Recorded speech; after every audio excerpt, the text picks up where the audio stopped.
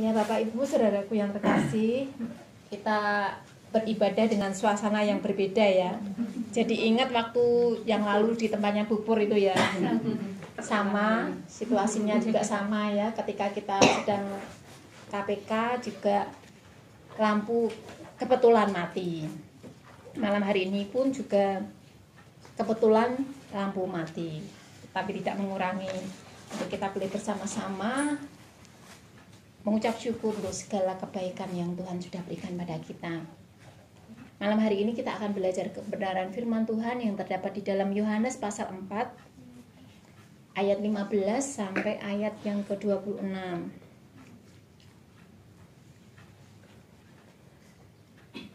Yohanes pasal 4 ayat 15 sampai ayat yang ke-26. Saya akan membacakan. Kata perempuan itu kepadanya, "Tuhan, berikanlah aku air itu, supaya aku tidak haus dan tidak usah datang lagi ke sini untuk menimba air." Kata Yesus kepadanya, "Pergilah, panggillah suamimu dan datang ke sini." Kata perempuan itu, "Aku tidak mempunyai suami." Kata Yesus kepadanya, "Tepat katamu, bahwa engkau tidak mempunyai suami. Sebab engkau sudah mempunyai 5 suami, dan yang ada sekarang padamu bukanlah suamimu. Dalam hal ini engkau berkata benar."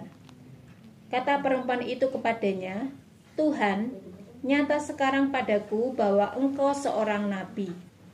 Nenek moyang kami menyembah di atas gunung ini, tetapi kamu katakan bahwa Yerusalemlah tempat orang menyembah." Ayat yang ke-21. Kata Yesus kepadanya, "Percayalah kepadaku, hai perempuan, saatnya akan tiba bahwa kamu akan menyembah Bapa, bukan di gunung ini dan bukan juga di Yerusalem. Kamu menyembah apa yang tidak kamu kenal, kami menyembah apa yang kami kenal. Sebab keselamatan datang dari bangsa Yahudi. Tetapi saatnya akan datang dan sudah tiba sekarang, bahwa penyembah-penyembah benar akan menyembah Bapa dalam roh dan kebenaran. Sebab Bapa menghendaki penyembah-penyembah demikian. Allah itu roh, dan barang siapa menyembah Dia harus menyembahnya dalam roh dan kebenaran." Jawab perempuan itu kepadanya, "Aku tahu bahwa Mesias akan datang, yang disebut juga Kristus. Apabila Ia datang, Ia akan memberitakan segala sesuatu kepada kami." Kata Yesus kepadanya, "Akulah Dia yang sedang berkata-kata dengan engkau." Ya, amin. Bapak Ibu Saudaraku yang terkasih, kalau minggu sebelumnya kita belajar dari pelayanan Tuhan Yesus, malam hari ini kita belajar dari perempuan Samaria yang memiliki cara pandang yang berbeda. Ya, kita belajar dari perempuan Samaria yang memiliki cara pandang yang berbeda. Nah, kalau kita lihat, kalau kita tadi baca ya, perempuan Samaria ini ketika sedang berbicara dengan Tuhan Yesus dan Tuhan Yesus menyampaikan sesuatu tentang air hidup, ya. Perempuan Samaria ini berpikir bahwa air hidup yang dimaksud Tuhan Yesus adalah air H2O, ya, air H2O, yaitu air yang bisa kita minum.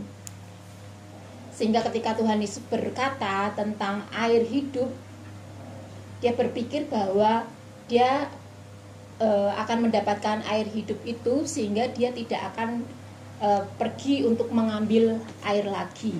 Ya, jadi tidak akan pergi untuk mengambil air lagi, karena cara berpikirnya adalah cara berpikir secara harafiah.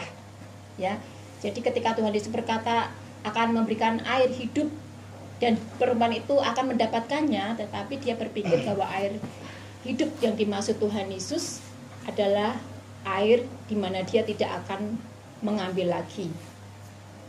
Sedangkan air hidup yang dimaksud Tuhan Yesus bukanlah seperti itu. Ketika kita membandingkan dengan Nikodemus, Ya, ketika Tuhan Yesus berkata, ya, ketika Tuhan Yesus berkata kepada Nikodemus tentang dilahirkan kembali, Nikodemus ini juga berpikir secara harafiah, yaitu di mana seseorang masuk lagi ke dalam rahim seorang ibu. Tidak mungkin ya kita sebesar ini, mungkin seumur ini gitu ya, masuk lagi ke dalam rahim seorang ibu. Tidak mungkin ya. Betapa beratnya ibu menanggung kita ya. Mungkin berat kita itu lebih berat ya. Kita lebih berat dari ibu kita ya. Coba bayangin kita ada di dalam perut ibu kita, wah susahnya, repotnya ibu kita ya, mengandung kita lagi gitu. Betapa beratnya itu. Itulah yang dipikirkan oleh Nikodemus karena dia berpikir secara harafiah. Ya. Tetapi yang dipikirkan Tuhan Yesus bukan seperti itu, ya. Kalau kita tadi bandingkan antara perempuan Samaria dan Nikodemus ini, mereka sama-sama berpikir secara harafiah. Nah, Bapak Ibu Saudaraku yang terkasih, ya, itulah yang ada di sekeliling kita. Ada banyak orang di luar kita atau diri kita sendiri ya, atau orang yang ada di luar kita berpikir secara harafiah, ya.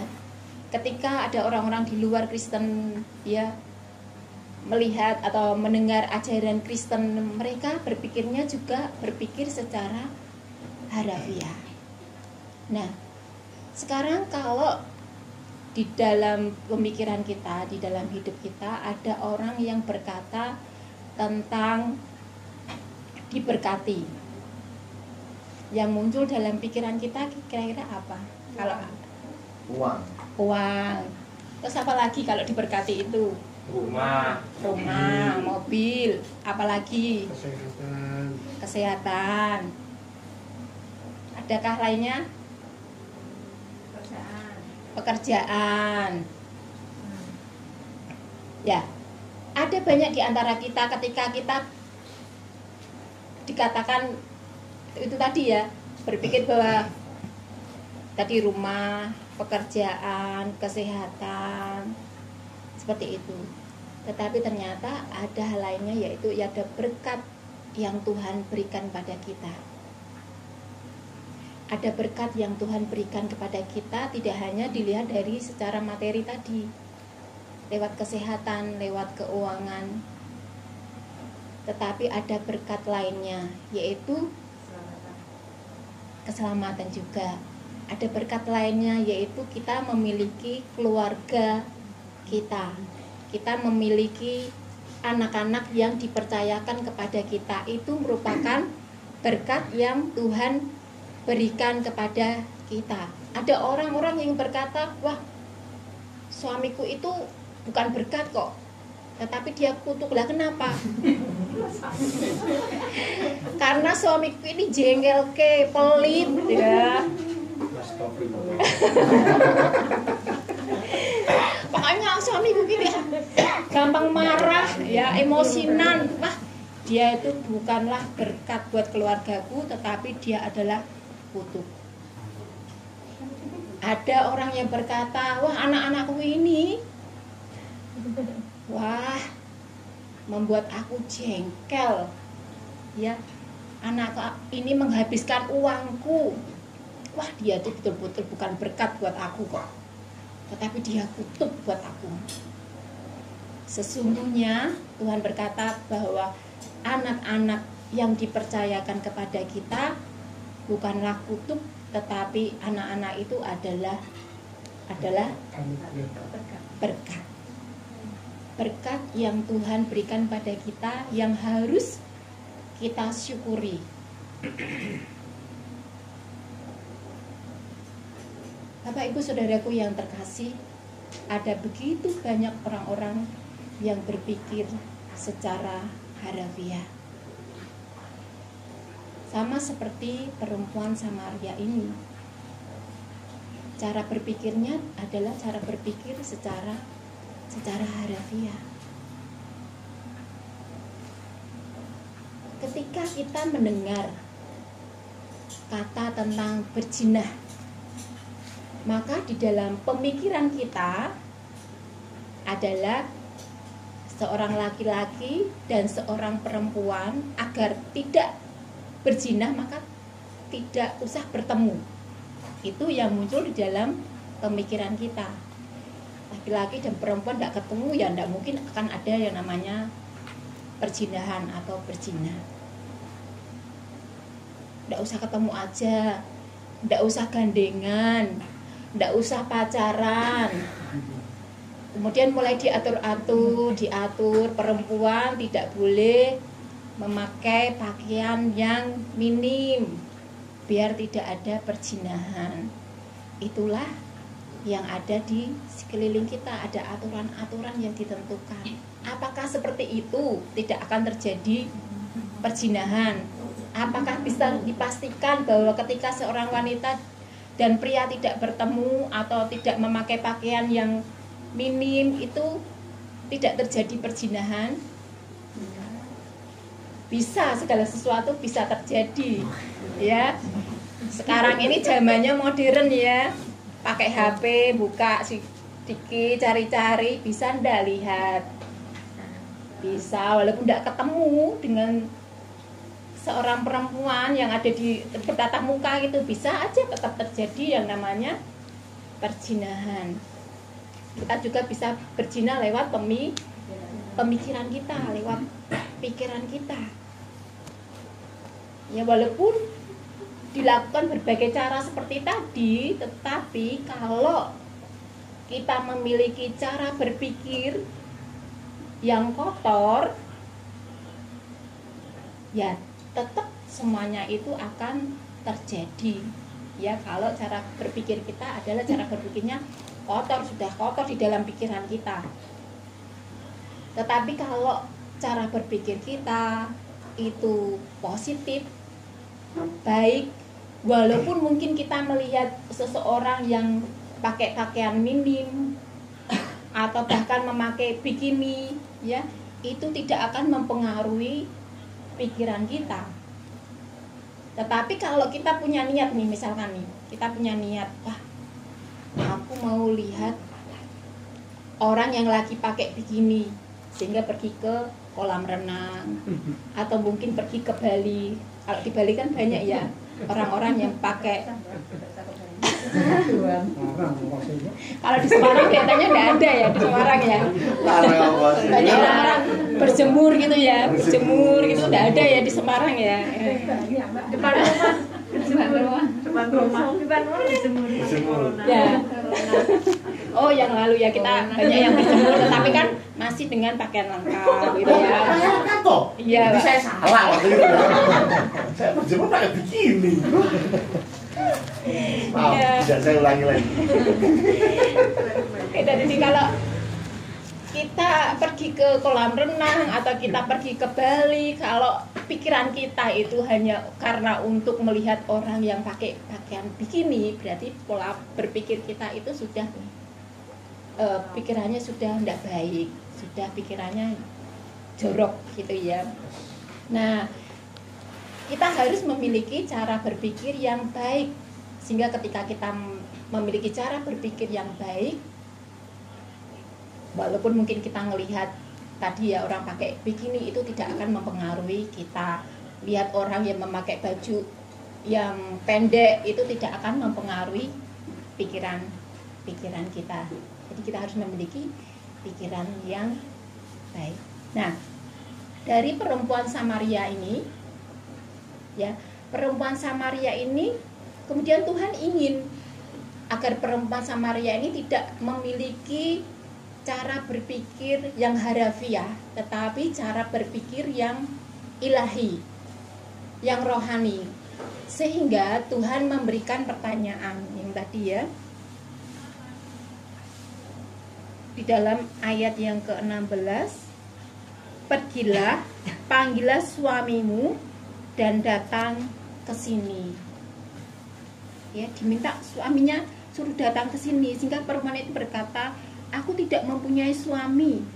Kata Yesus kepadanya, tepat katamu bahwa engkau tidak mempunyai suami, sebab engkau sudah mempunyai 5 suami, dan yang ada padamu bukanlah suamimu.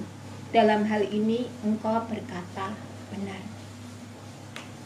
Tuhan ingin merubah cara berpikir dari perempuan Samaria ini, ya, untuk dia berpikir secara rohani, berpikir secara ilahi, dan dia menjawab pertanyaan dari Tuhan Yesus secara benar. Dia tidak menutup-nutupi tentang suaminya, sehingga membuat perempuan ini merubah hidupnya. Dia mengalami perubahan ketika dia bertemu dengan Tuhan Yesus. Dan dari pertemuan itu, perempuan Samaria ini, ya, kemudian dia mulai bertanya-tanya tentang hal-hal yang rohani. Hal rohani apa? Dia bertanya bagaimana caranya, tempat di manakah untuk dia bisa menyembah. Kalau orang Samaria menyembah di gunung, ya, di gunung ya, sebentar.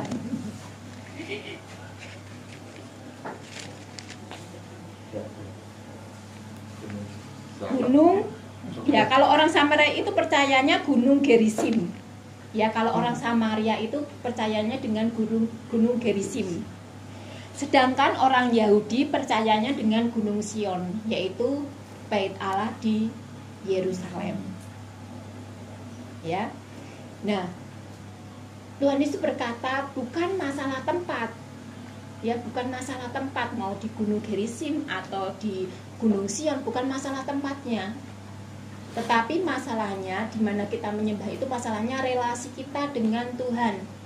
Relasi kita dengan Tuhan itu seperti apa? Hubungan kita dengan Tuhan itu seperti apa? Jadi tempat dimanapun itu tidak masalah. Ada di sekeliling kita yang berkata, wah, aku tuh kalau berada di tempat di gereja A, gerejanya itu besar, AC-nya sejuk, soundnya itu bagus, suara penyanyinya juga bagus, tempat duduknya juga empuk, gitu ya. Aku jadinya kalau di sana itu merasa ada hadirat Tuhan. Jadi di ruangan itu tuh aku merasa ada hadirat Tuhan. Tetapi kalau aku di gereja kecil, gerejanya bangkunya itu atas kayu. Anda menyinggung ya? Kayu seperti tempat kita gitu ya. Tempat kita kan kayu gitu ya. AC-nya rak rosok. Yang lebah lama. Banyakan bercanda. Mulai berpikir, wah, kalau gereja-gereja yang kecil, yang bangkunya keras, AC-nya tidak terlalu dingin, wah, Ya. wah, aku kok merasa ya berbeda ya, hadirat Tuhan kok tidak ada ya. Apakah seperti itu?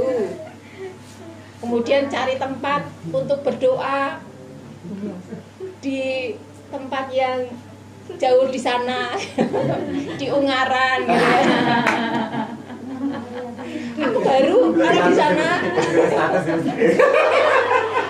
di sana tuh aku baru merasa ada hadirat Tuhan.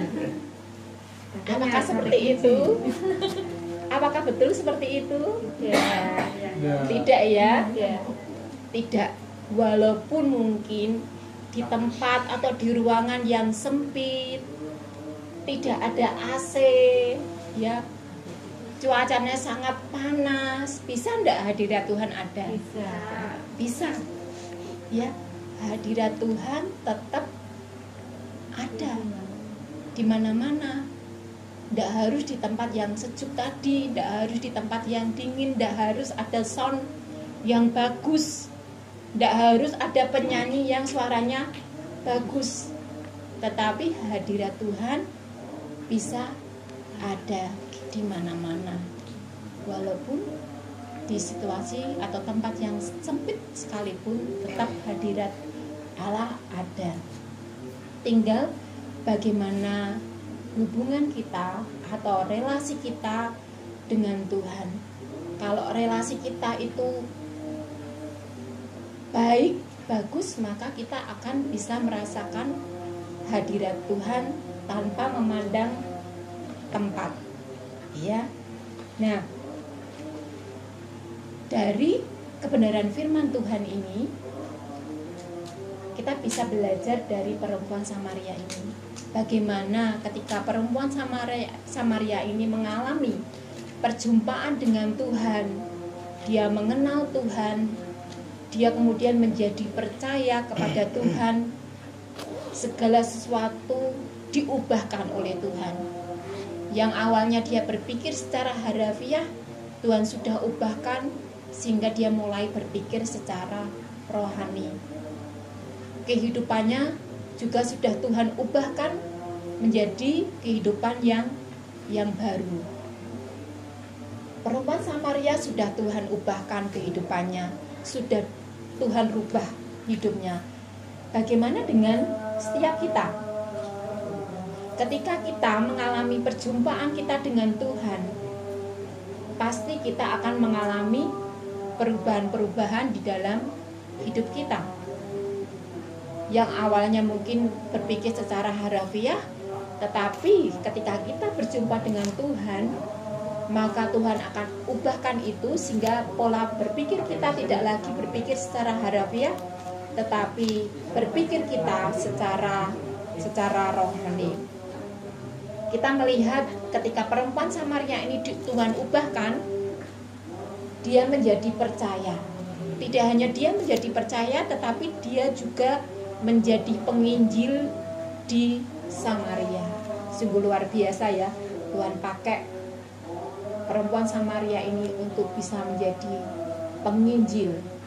Ketika dia mengalami perjumpaan dengan Tuhan, maka Tuhan merubah dia. Nah, Bapak Ibu Saudaraku yang terkasih di dalam Tuhan, lewat kebenaran firman Tuhan ini, bila Tuhan menolong kita, Tuhan mengingatkan kita untuk kita boleh mengalami perjumpaan kita dengan Tuhan, sehingga Tuhan yang akan membentuk kita, Tuhan yang akan merubah setiap kita menjadi pribadi yang lebih baik. Mari kita akan bersyukur kepada Tuhan untuk kebenaran firman Tuhan yang sudah mengingatkan setiap kita pada malam hari ini. Mari kita berdoa. Terima kasih Tuhan, kami naikkan syukur kami kepada Engkau untuk kebenaran firman Tuhan yang kami dengar pada malam hari ini. Bagaimana perempuan Samaria ketika mengalami perjumpaan dengan Engkau, maka Engkau mengubahkan dia. Bela kami pun Tuhan mengalami perjumpaan dengan Tuhan, sehingga Engkau yang akan merubah kami menjadi pribadi yang lebih baik. Terima kasih Tuhan Yesus, terima kasih untuk kebenaran firman Tuhan yang mengingatkan setiap kami, yang menegur setiap kami.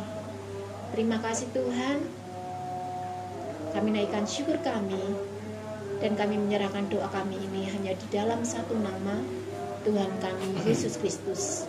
Haleluya, amin.